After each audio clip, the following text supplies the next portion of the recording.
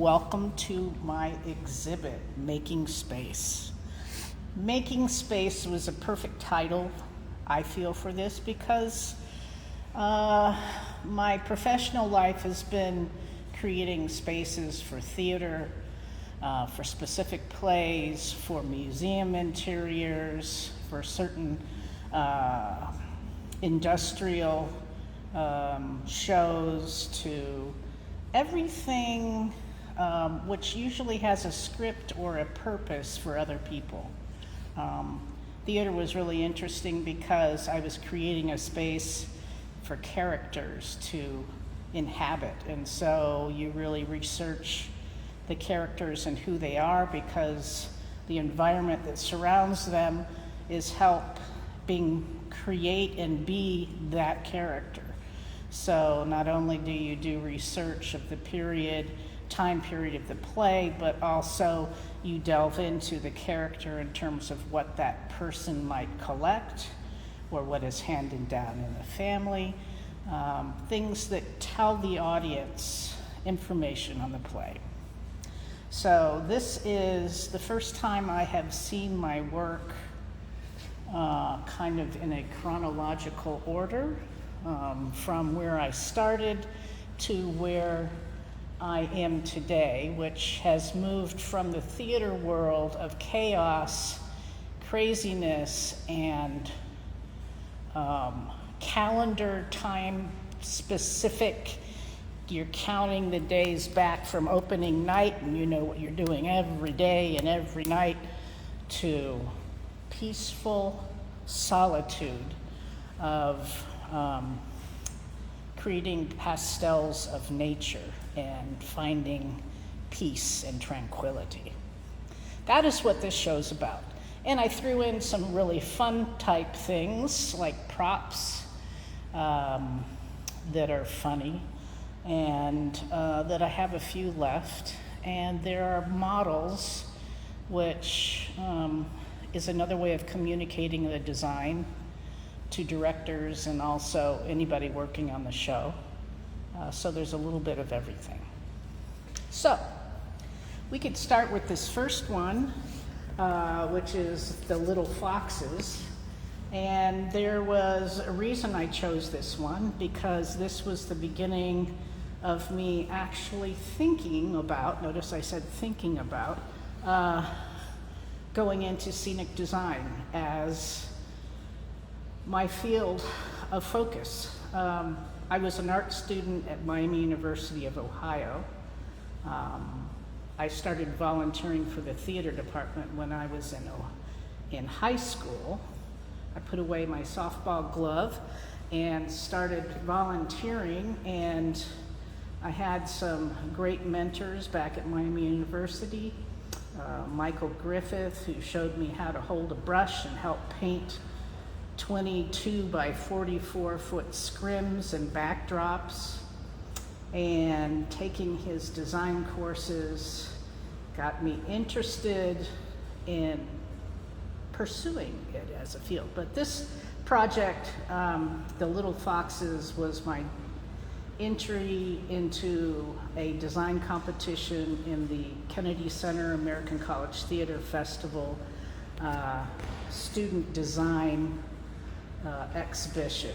And as a sophomore, I won first place. I was, of course, not there because I was an art student. So I was probably in the studio painting, but I received a book and a plaque.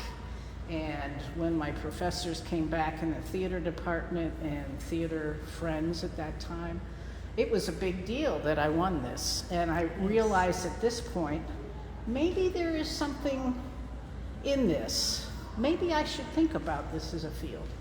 So that's where I am. Okay, so that was Little Foxes, and of course there's a photo of me in the art studio. I went through my drips and splashes and textural paintings, very abstract as opposed to very specific. So it was an interesting meld as a theater major and an art major, because in an art major, they want you to be loosen up, loosen up, loosen up. And in theater, you get to drafting and it's tighten down, tighten down, tighten down. So that was an interesting thing. The next one I chose is the lower depths. And when you look at this wall, you're going to see all different styles. And of course, because I was young, I'm trying all different medias.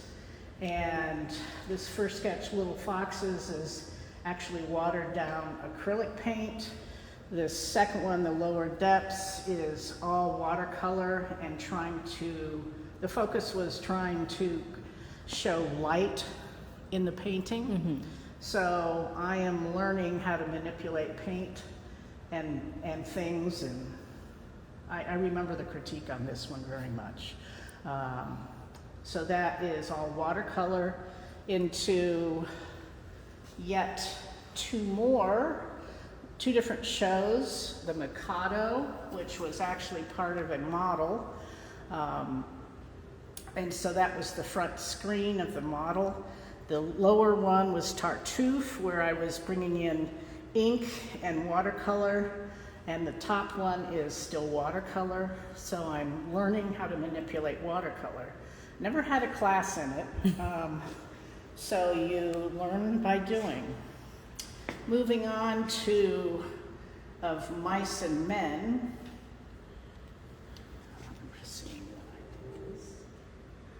Okay, so we went from undergraduate work starting into graduate work.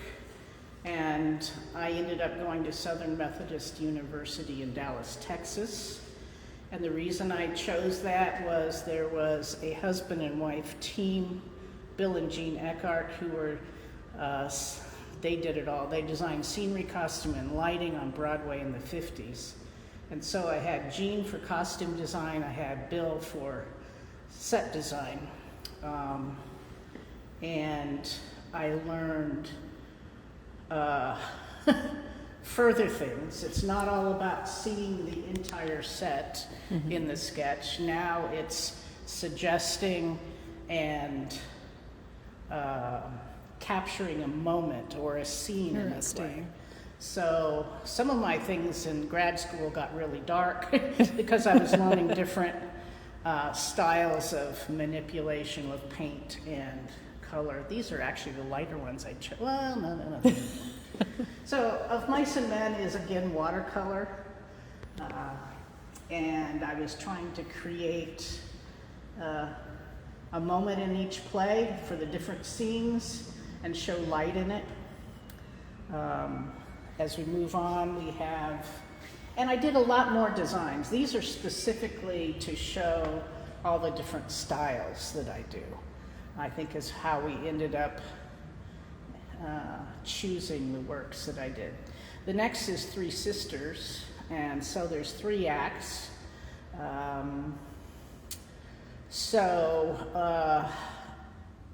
Each of these designs has ground plans drafted to a specific theater. These were designed for the Bob Hope Theater down in at Southern Methodist University. So was Of Mice and Men. So it's specifically designed to fit in a specific theater space.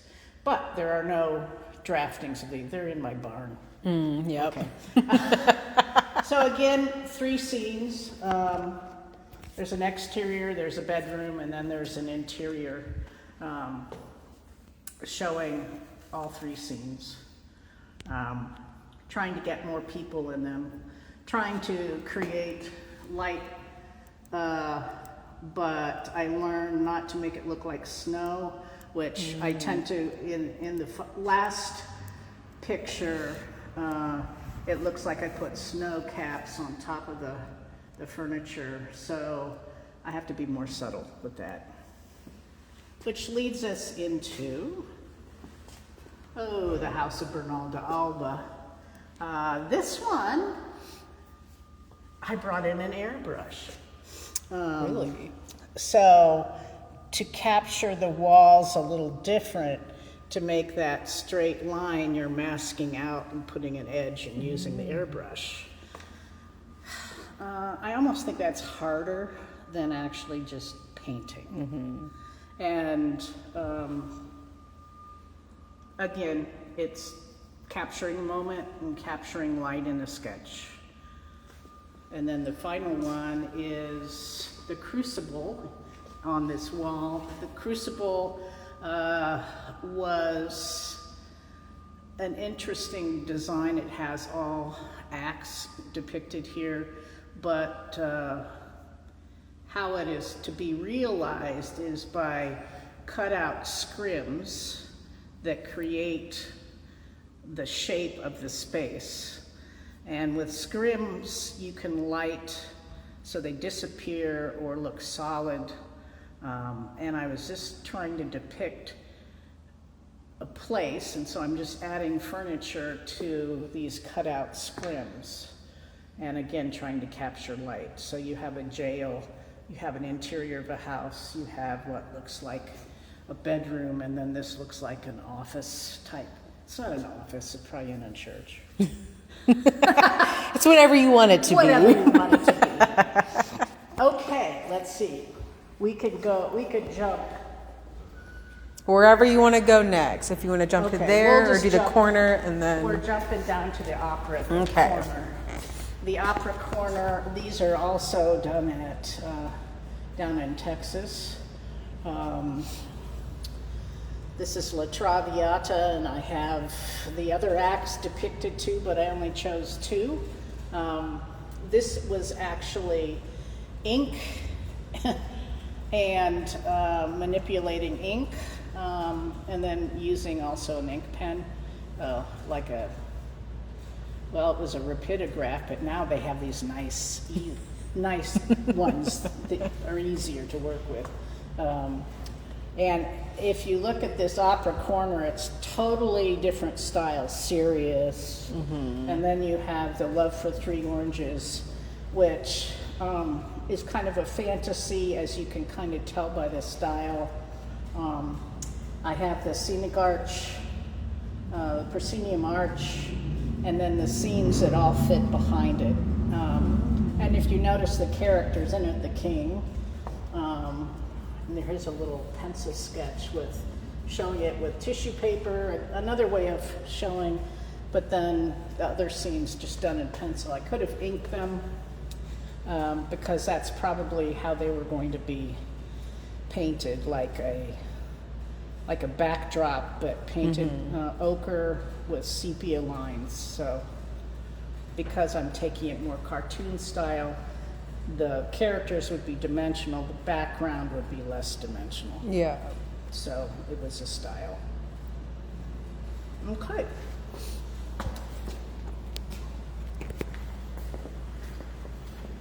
Should I?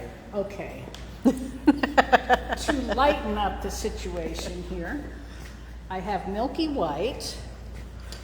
Milky White is a character, even though it's not a real character, but she is a character in Into the Woods. And this was actually carved out of one big solid piece of styrofoam, and I carved it with a chainsaw. She needed to be a little skinnier, but I kind of ran out of time. The concept of this play, this is actually performed up in Rhode Island at Providence College, and our theater space at that point was a 3/4. Well, no, we did this one in the round. It was 3/4 or round, and we did Into the Woods in the round, which meant a total different, the audience is almost within the scene because they're surrounding the action of the play. So you see audience members, so they're up close and personal. So the forest, you ask, well, it isn't a forest. I had a canopy of trees above the acting area, and the acting area, the floor was painted like a magical game board, and it followed the journey of the story painted on the floor, and they moved game pieces and set them up. For instance, on the floor, it would be the journey, so it might be at the baker's house, it might be at the Rapunzel's castle.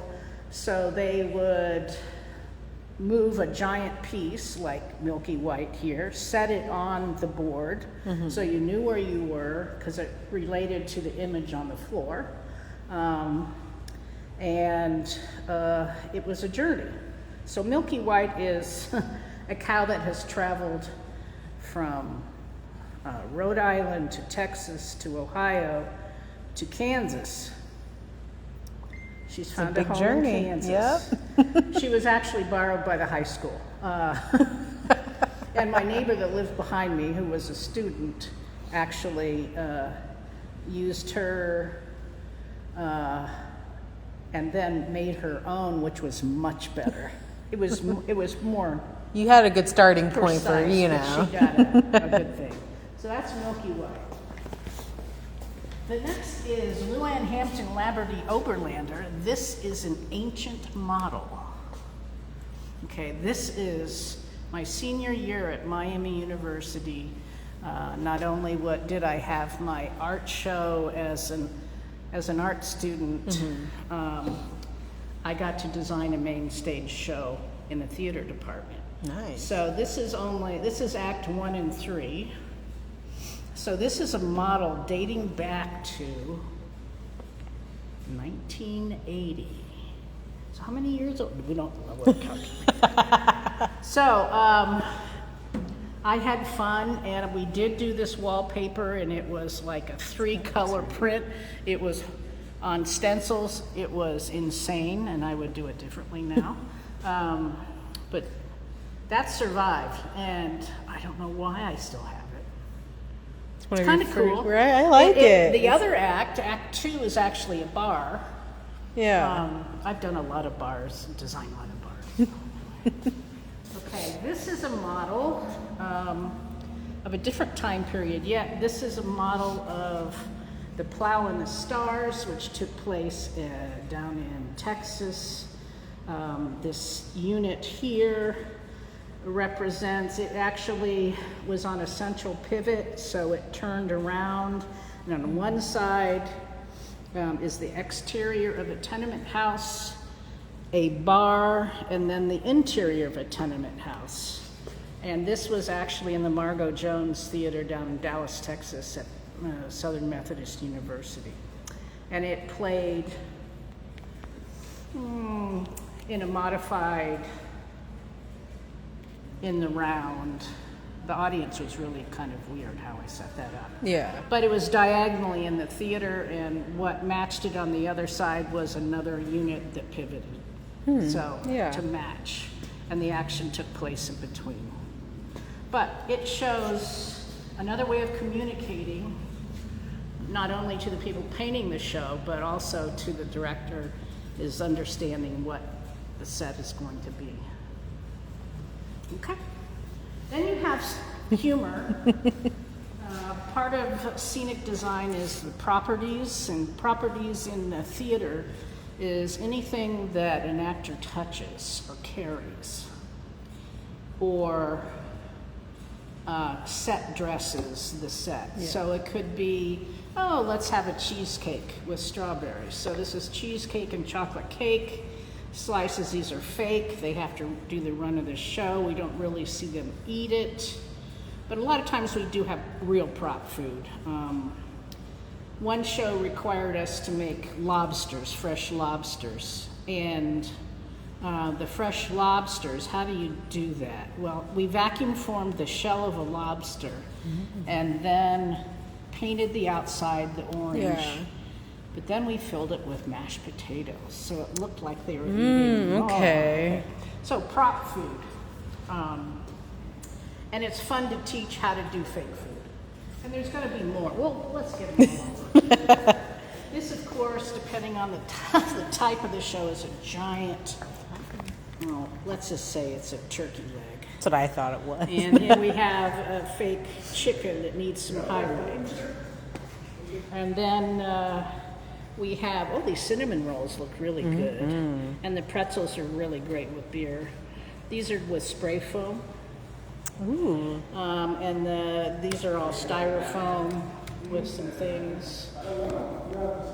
You have the fake tankards, and from the Proscenium Theater, there's no liquid in here. It's done with lighting gel and a wax crayon, but from a distance on stage, it looks like they're drinking beer. Yeah. I thought there was something in there. I guess I didn't really look that hard enough, did I? Okay, which leads us to this model, which is with the beer. There is a sketch that I drew, and then I went ahead and did the model. Because I love actually making models, I just don't usually have the time to do it, because it takes some time. But again, this took place in Ireland. Like the plow and the stars, that little model that revolved, that is also Ireland.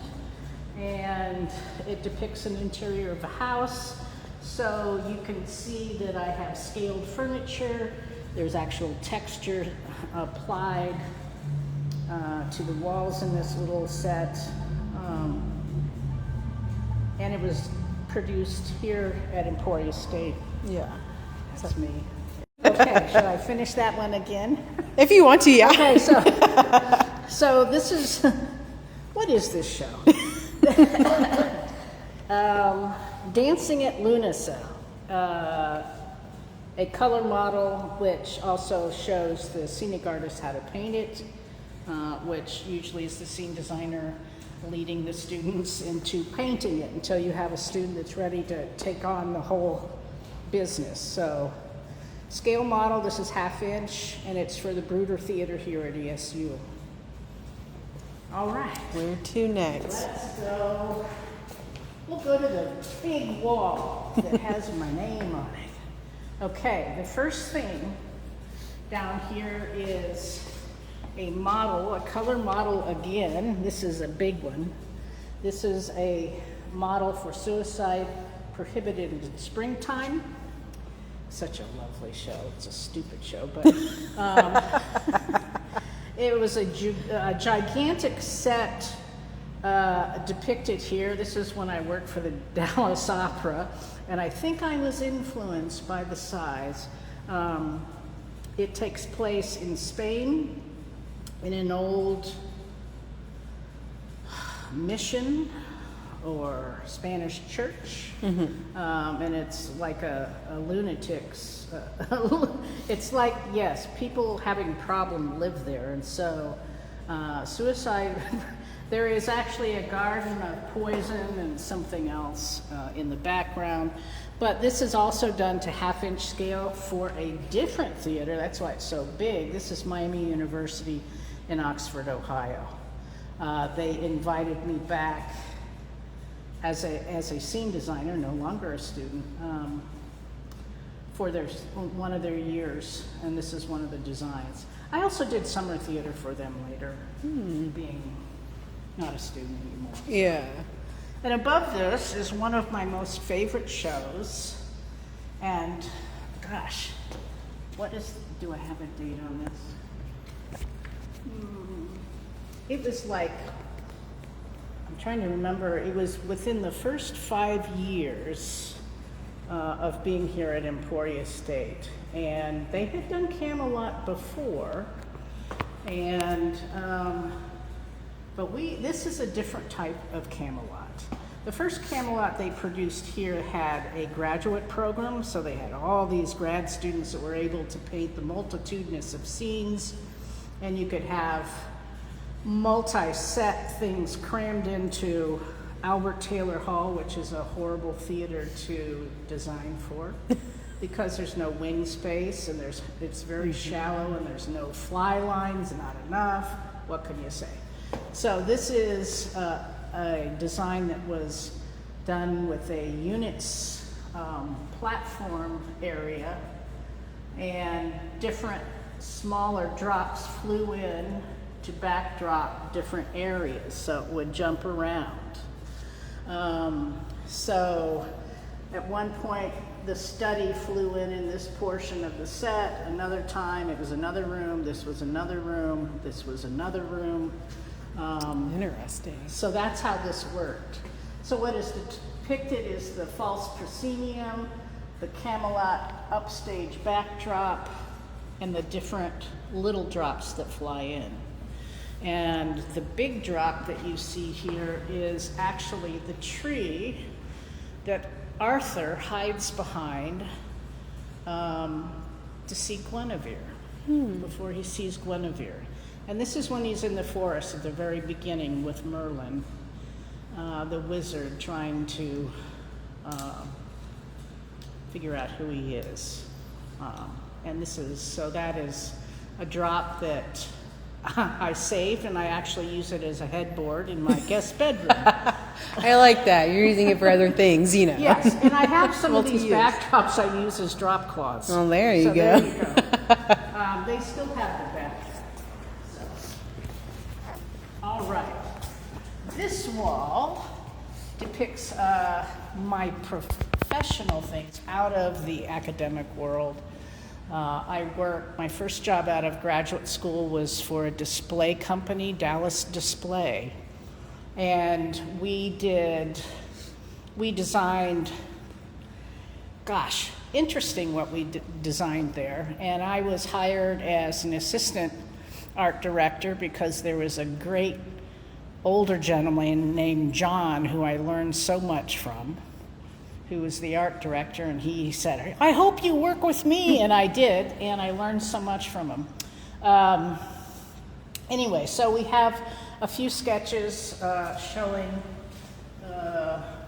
American Standard Graphics and the Shell Oil Company. These were displays this depicts their booth at an industrial show. Okay. And so they have parameters, and I forget what they are. This is 1/2 inch, so I'm thinking maybe 40 by 40 or 20 by 20, somewhere in that range.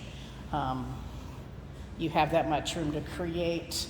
Now we're creating a booth that's selling their products or representing the company and what they do. Like this one, Standard Graphics, they did graphics. Right. And Shell Oil. But we had one that did little valves or pumps for the oil. A lot of them had to do with the oil industry. So we did a lot of these, but these are the two that were mine, and I enjoyed doing that. We also it's a full wood shop. We have silk screeners. We have everything. I designed Wilson Art, which is an industrial show. Wilson Art is a company that makes laminates, kind of like the laminates you find on your kitchen counters. And they are a company, and every year they do their industrial show. They actually have a book like theater, so it's a whole storyline, and it starts. Their company started as a little hardware store, and one scene took them to a diner. The next scene, it was the laminate company's showroom, office space. And so I have 3 sketches there, and then you'll see the drafting that I did that shows the actual scene, the layout of the walls, and also what it looks like from above, and detailed drawings also, all on one page. And also the platforming, which is below. So what people don't know is when you design scenery, it's not just making a pretty sketch. You're also drafting it into a scale theater, 1/4 inch or 1/2 inch, to make sure that the set fits. So you have drafting very much like an architect. And then you're also communicating the actual size of the walls, so then it can be built to the right size. And so then you also have to show the details that you want. Otherwise, you don't know what you're going to get. Yeah. And mind you, this was done in a professional shop, so not academic theater. Right. So students aren't learning. It's actually being built by a professional shop. But I'm detailing even the moldings that I'm using on the wall. Yeah. That's how specific it gets. Actually, this industrial, my shop bid on it and we won the bid, so it was built in my own shop. So Nice. that You got was to see it nice. come to life and everything. Yeah. We have a couple funny painted urns, but this shows you scenic painting from a distance. I forget what show they are from, but I pull them out and it becomes scenery or a scenic element in my house. There you go. This wall has designs from other places I've worked, other academic places, not just ESU. Here's a Mikado that was produced at Northeast Missouri State, which is now called Truman State. They renamed it and now became the Liberal Arts and Science School of Missouri. We have a depiction of a classic traditional Japanese look, and then you have the modern look of downtown, Yeah. wherever we are. Wherever city, you know. Wherever that was. The next is a sketch for Ring Around the Moon, which is up at Providence College. And that was when we were in, let's see, this was produced in the Black Box Theater, so that is the Blackfriars Theater. The audience was pretty much 3/4. So you had audience sitting, and that was all against the back wall. Oh, okay. It took place in kind of like a garden Yeah. or a glass, what do you call those places? Like a sunroom? Sunroom, Yeah. I know what you mean, like yeah. in one of those old fancy Yeah, kind fancy of. sunroom. Yeah. And this is Trojan women in the same type of layout, depicted just with a couple riser and a couple levels, steps, and the audience you can actually see. I didn't put the audience in that one. It's 3/4 too. Okay. Okay, so that's Providence College again, Blackfriars. Now, we're almost left with all ESU stuff. The Sound of Me, I have quite a few painters' elevations, and you see one over here. Painters' elevations are handed to the scenic artist, and the scenic artist then makes that happen. And so they are color, and what these depict is kind of, I started showing all the colors I'm using, which will help the scenic artist to mix the paint to match. Yeah. Because they are to make it look exactly like this. So we have the Sound of Music, The Hills Are Alive, we have the King and I backdrop, and those are two nice. I started working in pastels. Notice it's not watercolor because they're fast. Yeah. And I was learning how to manipulate chalk pastels. And you're going to see me go even further with pastels. But I love the brilliant color of them. So It's very vibrant. that's too. exactly what I wanted. So, okay, then we get to Macbeth. Macbeth was, this is one I did a long time ago. The director on this had a whole different concept with this. He wanted to take Macbeth, and this is his description. I want you to create a world in the not too near distant future after a major atomic bomb. Something like that. Yeah, I like that. Okay, so that's what I was given, and with that will become all sorts of questions that the director had to answer because just for specific props. So I created, and I was influenced by an artist, what's her name? she was a sculptor, a lady who sculpted using lots of little pieces of wood. It's on the tip of my tongue. But I looked at her work for what looks like was once a bombed out buildings or what's left. Mm-hmm. So there's wire, there's wood, there's plaster, there's all sorts of sculpted stuff that I pulled out of the junkyard in some of it. But what was interesting about this show is, okay, so that he had that concept, which changes everything, because as props, I'm asking him, okay, how do you depict a banquet scene in the future that the audience is going to understand? Mm-hmm.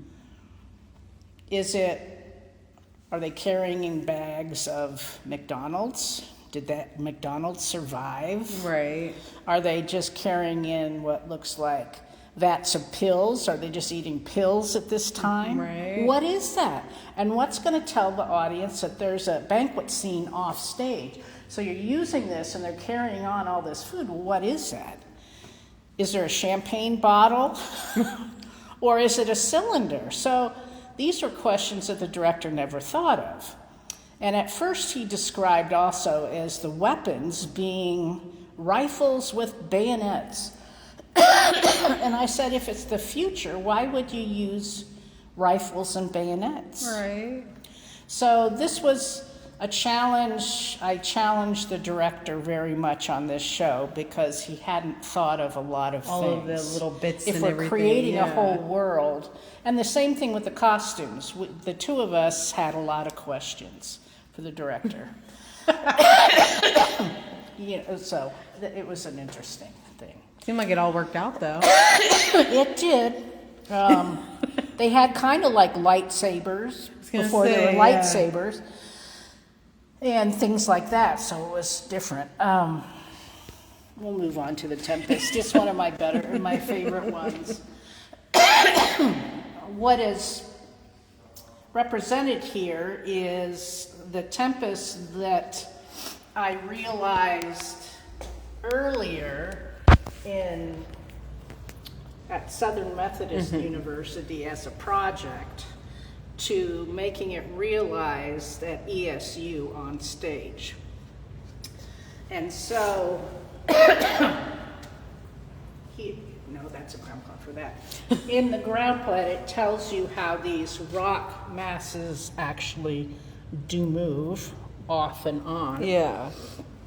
And how we add just fog and a bunch of sailcloth for the ship. So it worked out well. So it was finally realized. And I don't have pictures, but I do have pictures somewhere.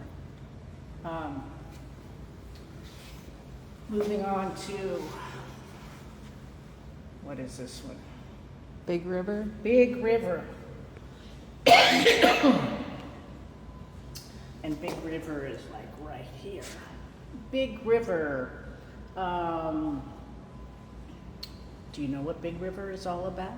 No. Nope, no idea. Yeah, it's good old Mark Twain. Okay. Has that feel to it, huh? Yeah, it is. I'm gonna have to stop this. It's about Huck Finn. And who's his sidekick? Huckleberry and is that no? Tom Sawyer. I don't remember. I don't even know. Tom Sawyer and Huck Finn, and their journey on their raft to all different scenes. And this is the first time we brought air casters into creating the raft, so it would just easily glide. We had some problems. So I had a unit set, but the raft changed to all different positions. This was the big background.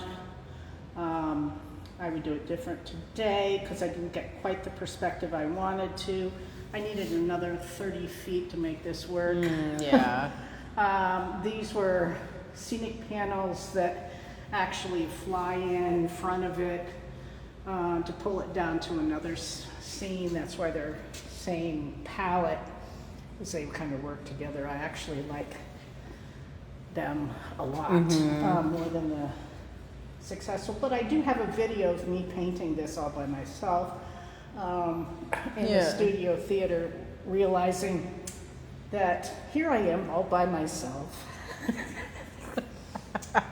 Isn't that funny? I know how to paint these. Yeah. Okay, enough about that. This next corner is about the man-eating plant. Little shop. Little shop of horrors.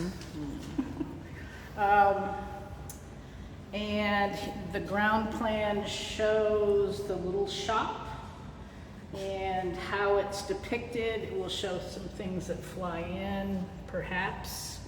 So we have a city, part of the city, 2 areas that are wrapped around the proscenium arch. And I don't have any pictures of the plant. Isn't that amazing? It's secret. Surprised you don't It's a have the secret. plant. Oh, no. Anyway, there's more of this in the drafting for it on the outside walls, which will show you even more. But we have Mushnik's, the flower shop. Here's the city, which is in part of the proscenium arch, or these 2 panels that wrap around. And that's what it was, and this is the interior, and there's more scenes after that. The little plant here grows into a monster Yeah. and eats people. Yep.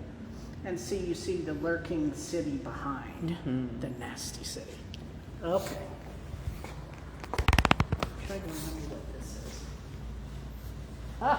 A little white model of the Iceman Cometh. And I do believe this is in the wrong place.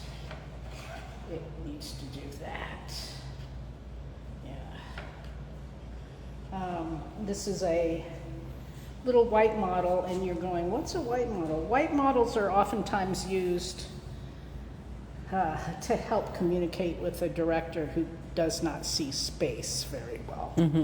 It just shows, you can take an instant look and see, oh, there's a wall there, there's a door there. That sounds pretty funny, but we do have a lot of directors which can't read a floor plan well and can really feel space. So That'd be me. white models are done pretty quickly.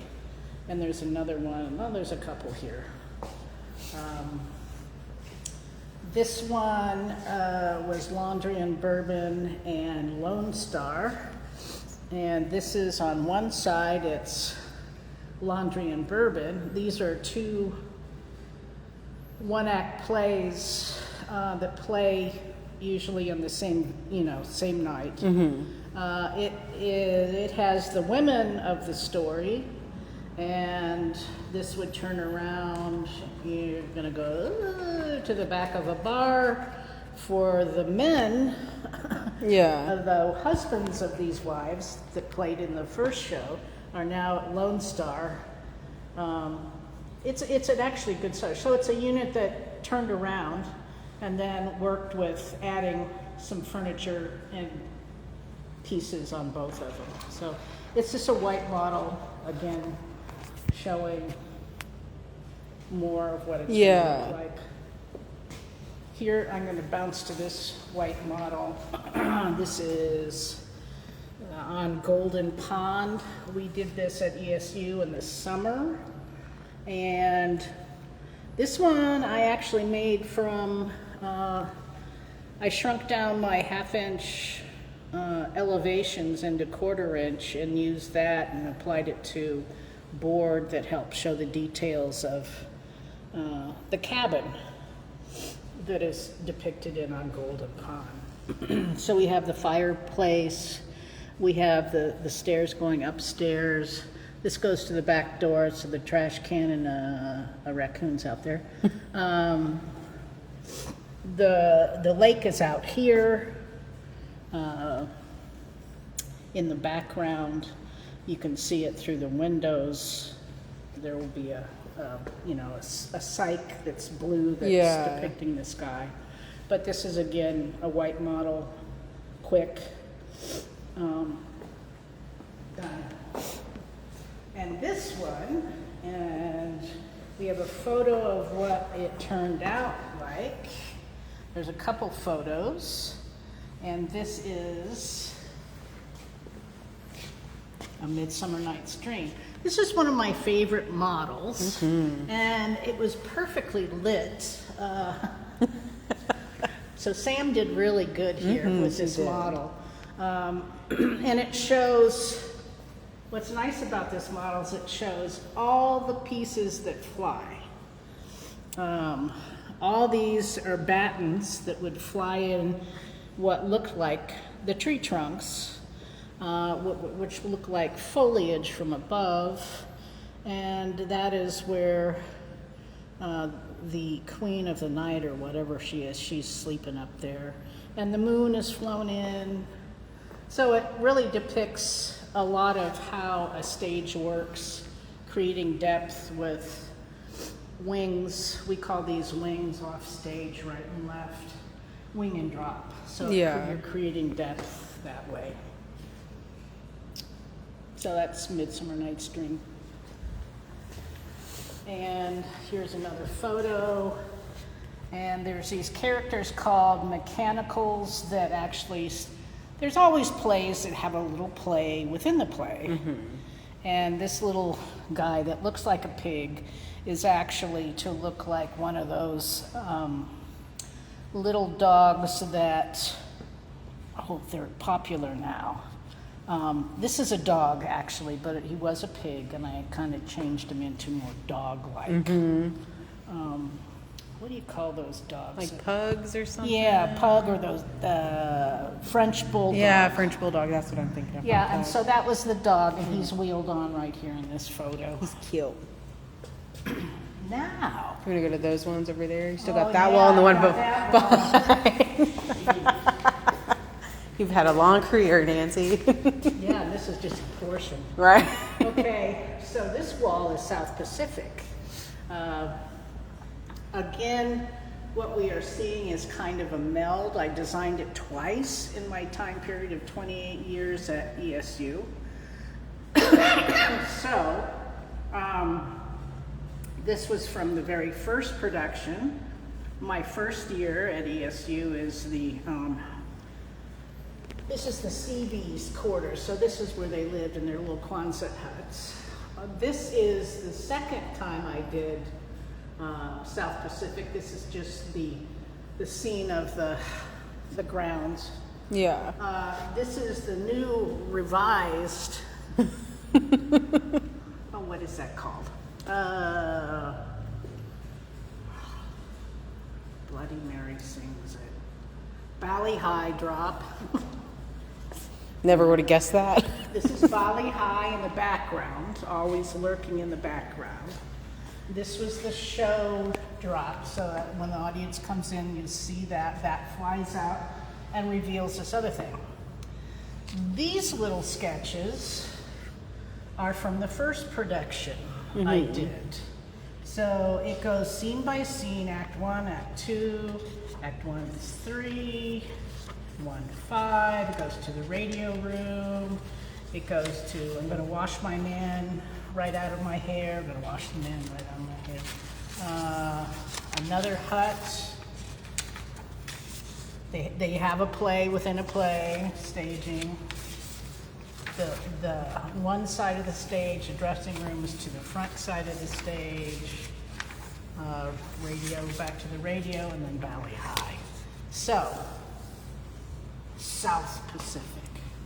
And you can see that this is a painter's elevation because it has a grid on it, just like the one on, I didn't make that go away, I left it. Right. So you can see it's covered in plastic, so it gets spattered.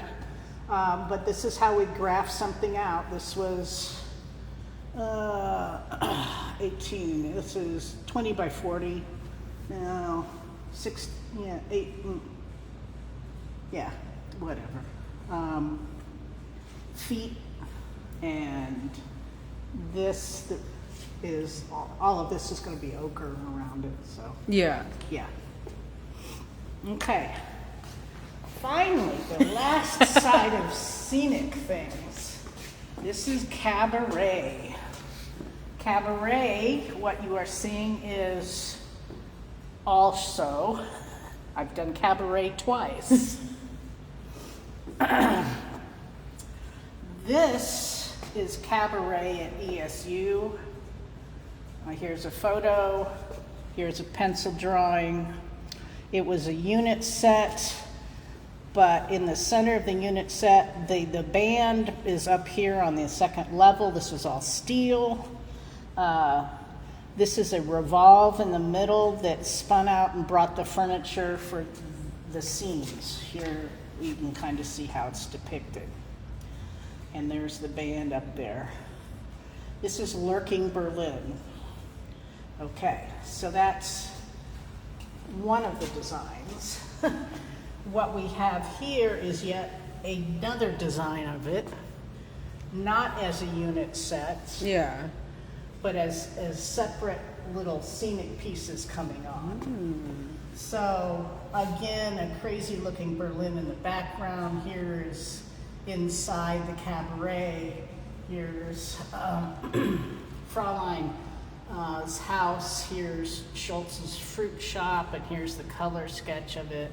This is a technique that I learned in graduate school, which is layers of tissue paper and crystal clear, and you can layer color upon layer, and then that's why it's so dark. Okay. And then I can come back over with some detailed pen work.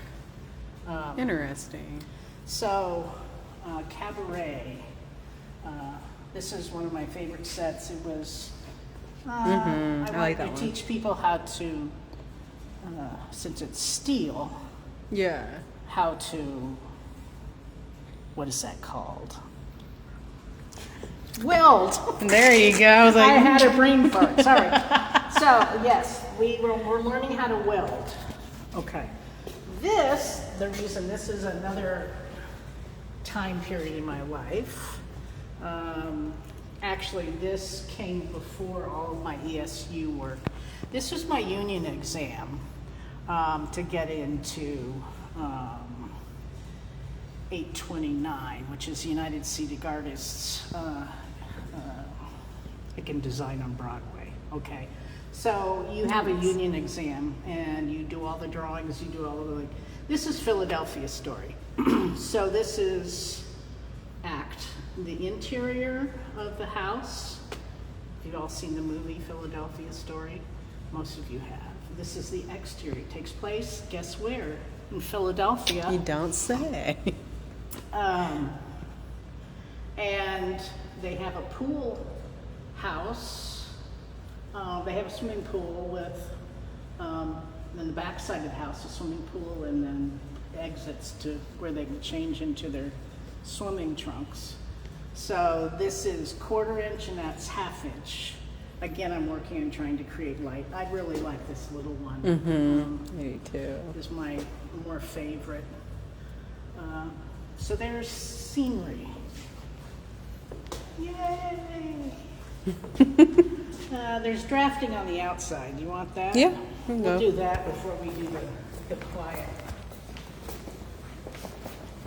They haven't sold me. It's okay, they don't like quiet. This won't take long because I'm not gonna. Okay, remember when I said there's more to cabaret? So this is the unit set cabaret at different points with ground plans, the revolve that shows you how we would load furniture onto it and revolve it out. That's a vertical section because you have to, that's another way you have to figure out that the sight lines of the audience members so they don't see Act 2 drop hanging into Act 1 show. That makes sense, yeah. And you know how much they're going to, you can't have a person who's taller than a scenic piece. So, Yeah. Little Shop of Horrors. So my drafting, this shows, and this I felt was real important for people to see because they just think we do capture a moment and do a nice little pretty sketch. That's all very well, but this is what actually builds the show. These are specifics labeled to a ground plan, usually going from stage right to stage left, and it breaks it down to the walls. It gives detail of the molding, the proscenium arch, what you're thinking, the scale of things. Here's a person. There's a little version of the whole thing. The little shopper horse sign, the exterior of Mushniks, and again, the lurking city. I have a lot of lurking cities. It's your specialty. It's the only way to go. Right. A lot of lurking cities. I like profile pieces. Remember on Golden Pond White model? This shows the ground plan, floor plan to it. And then starting at wall A, going around stage right to stage left, you're going to see specific drawing of each wall. Also details of the fireplace. It goes around and covers every wall that's on the set. From these drawings, a technical director will actually do rear elevations. So I draw the front. The rear elevations show the structure and the framework of how to build them. Okay. Big River has a lot of scene work. Here's all the different scenes. There are 19 different scenes in a musical. So you're trying to figure out how it all fits on stage and whether you can go backward and forward or which wagon moves, which flies in. Yeah. It gets complicated, but I thought I'd put how many scenes. So my drafting kind of, I also depict the scene in it, not only the look of the pieces, but I also really kind of like putting characters in it so they could see it all at once, see what they're actually building. This show, of course, has a play within a play. Anyway, yes, there's a weird person dressed up with a big boob. The Royal Nonsuch play, a boat, his little raft, a tunnel, a cave. There's the exterior. That's his little lean-to. And then it shows all of these are the journey of the raft and the different scenes. Nice. This is more drawings just depicting a different show. This is a Mystery of Edwin Drood. All of these majority of these were drops that were painted to look like illustration in a book. So the action took place on real furniture or pillows that were in front of the backdrop. Yeah. And so here it depicts the false proscenium in Albert Taylor Hall, the royal medallion. You know that this is going to be an exterior scene. I do have some rear elevations depicting how to build the train. These are flown profile pieces that are going to create the city. This is actually the cathedral, how to build it and how to make it. I wore 2 hats at one point.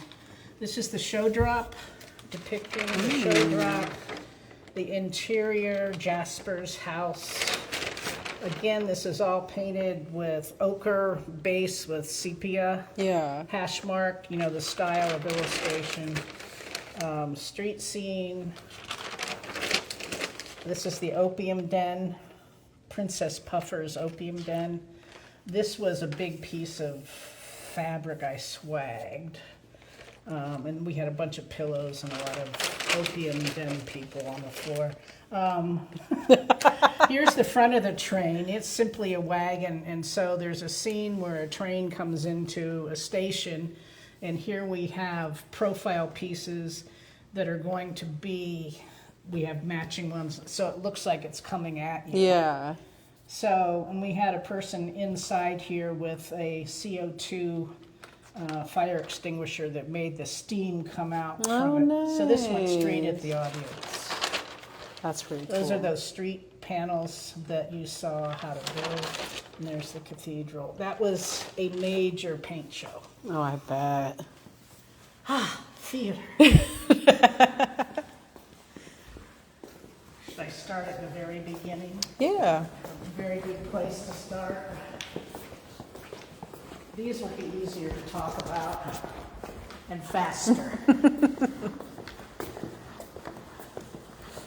think I'm going to go ahead and sell this to somebody. Oh, there you go. Okay, now we're into my space that I enjoy now.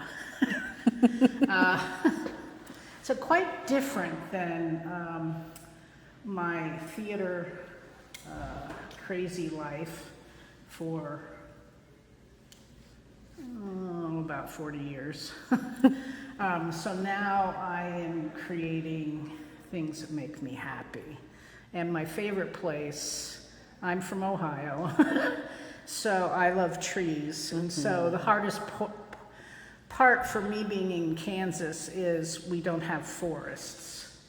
I still venture back to either the Smoky Mountains National Forest, Ohio. What is depicted here is Ohio, Smoky Mountains, and I found Arkansas has some nice forests. I'm still working on creating the foothills. And one of my best ones I have created, and there are very few, is this one, which is Kansas Skies. And this one actually has won awards. Really? This one I entered into the Presbyterian Manor Art is Ageless. Yep. So it covers, I think, 6 states now. And it was chosen as one of theirs, the big finalists. They turned this into cards. So That's they cool. printed cards. Yeah. But I know somebody would like to buy this, so I'm thinking about it. It's one of my favorites, so some of these are hard for me to get rid of. You can make them into prints. I know, but I haven't done that. I have to do that. So get on it, Nancy, I know. with your busy, something. Okay, so we're going to start a whole bunch of forested stuff here, and I can tell you where they are. And you can see my journey maybe in how to capture light and detail of forest and flowers and fauna and textures of trees a little differently. I tend to work on this pastel board, which is a clay and marble dusted panel. So it feels like sandpaper. It's not paper, but I have a few paper ones, and they have a different texture, and I'll point that out. But this is one of the Smoky Mountains. I take a lot of hikes, and what I end up doing is taking pictures, because I used to set up my stuff to work outside, but no sooner than get set up and a rain cloud would hit me.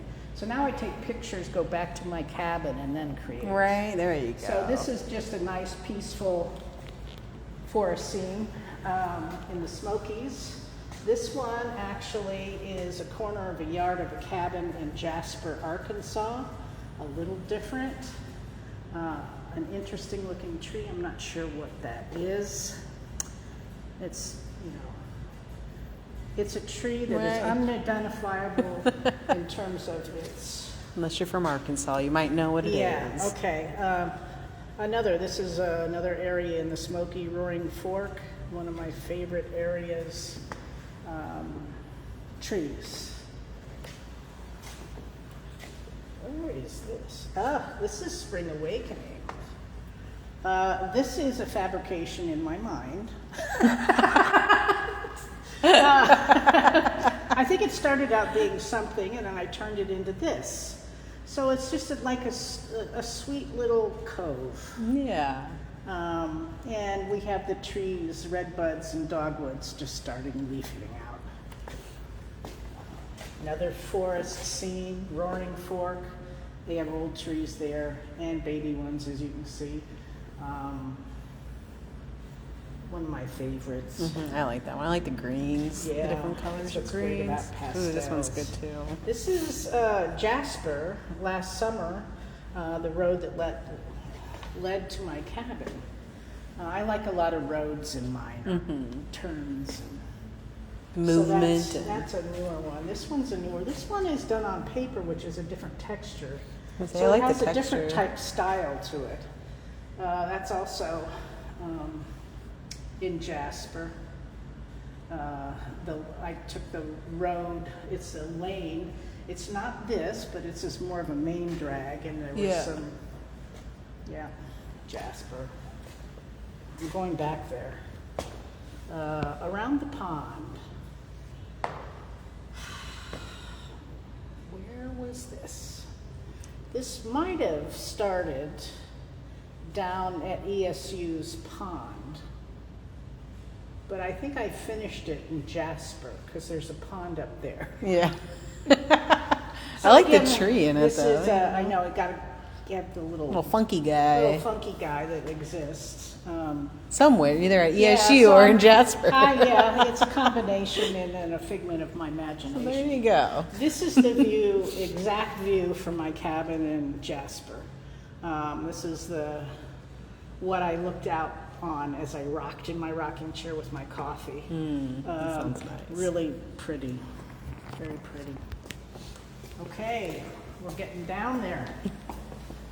This is when I was up in Michigan, Traverse Bay cabin.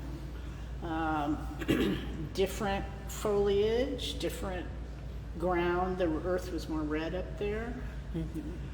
I like the purple. It complements the Yeah, red and everything things really were nicely. blooming. Well, this is one of my most favorite paintings I've done. Smoky Mountains National Park, Cherokee Trail.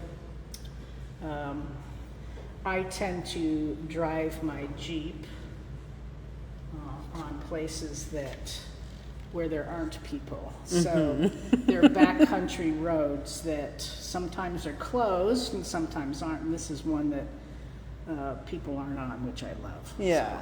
So. Another one, the Smoky Mountains. Smoky Mountains. This is on the Blue Ridge Mountain Parkway. And this one is in Jasper, Arkansas. I like this one a lot. And this one is that pond that I said, maybe that's from that pond. This is actual. This The is actual really pond. actual pond. The first time I stayed at this cabin was with David and Sue J. Mai. Yeah. And so this is a memory of ours, and so this is why it's this is in the Mai's house usually. That makes sense. Then we get into my fun stuff.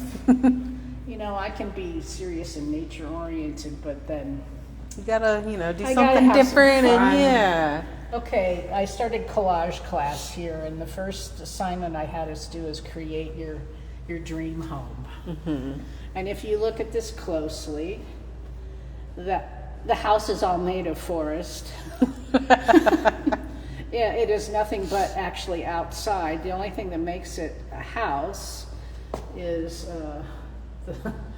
the line roof of the line, roof yeah. line, and then I have a couple windows placed on shrubs and stuff, and a little fence, and I could put some steps and a door.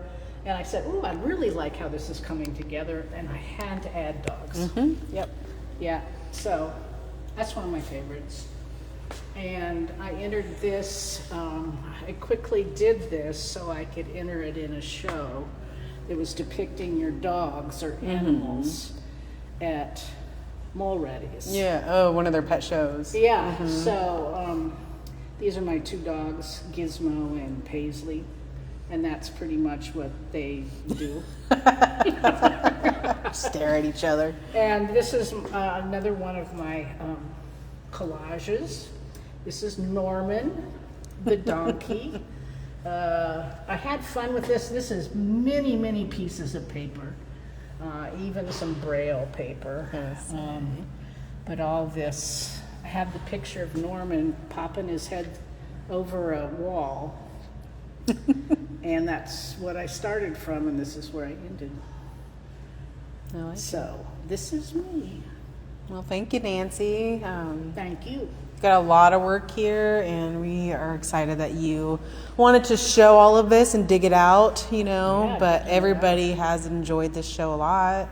So we've had young and old and in between and all of that come view this show. And Why, thank you for giving Yeah. me the opportunity. So of thank you. course, well, if in a couple of years you want to come back with new stuff, then come on. I'm sure I Sam have will have more. you. I So, have a whole bunch of stuff that you haven't seen yet. right, so there you I go. have all my scene painting stuff. Ooh, see, that would be a fun one. Well, sweet. Well, thank you again, Nancy. Okay. And Thank you. yeah.